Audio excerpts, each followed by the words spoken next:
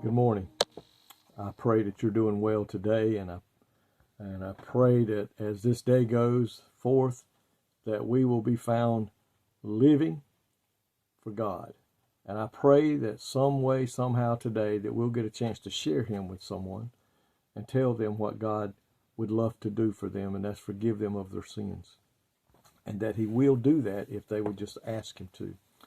And I pray today that we'll get a chance to witness to someone about Him. We'll get to encourage a believer that may be struggling.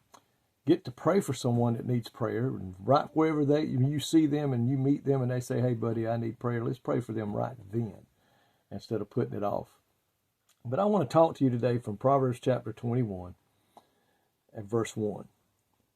It says, the king's heart is in the hand of the Lord. As the rivers of water, he turneth it whithersoever he will. Now, this does not mean that everything a national leader desires or does comes from the Lord.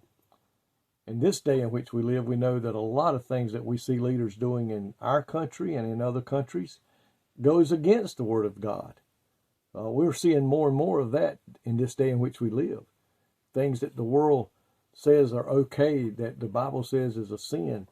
And let me understand, get this straight, folks. I don't care what government it is, what country it is. If a leader thinks they can make a new law and a new rule that's going to override the Word of God, they've got another thought coming. There is nothing overrides what God's Word says.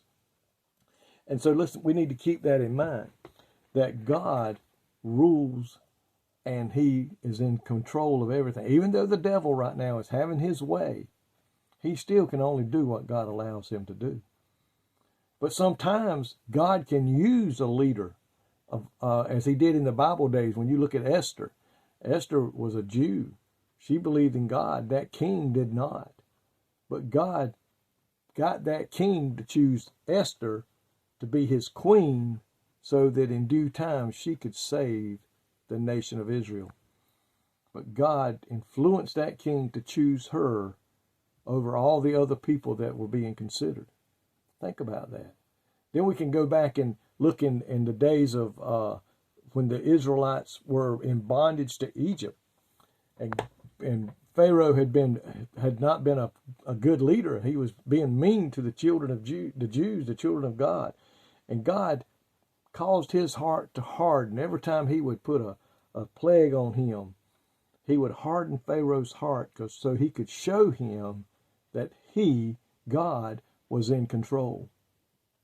So today, God still is in control. He is on the throne in heaven, and He can do whatever He wishes because that's who He is, God.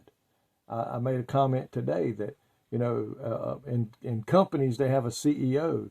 CEO is the man in charge or the woman in charge, but they answer to the stockholders. Everybody here on earth answers to somebody. God answers to no man because God created everything there is. But one day, you and I will give an account to God. But the leaders of this world today, they can't do but what God allows them to do.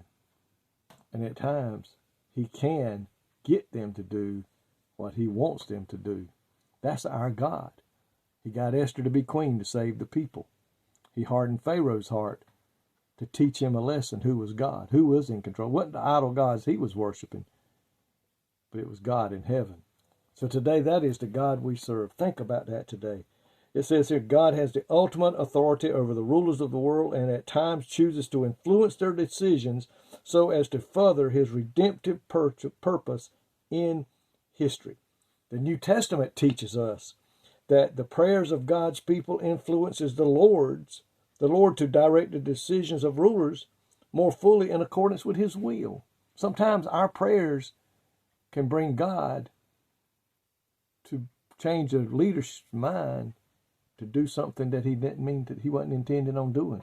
That is the God we serve. He is the God in charge. He is the God, the ruler of all. Folks, that is who our God is today.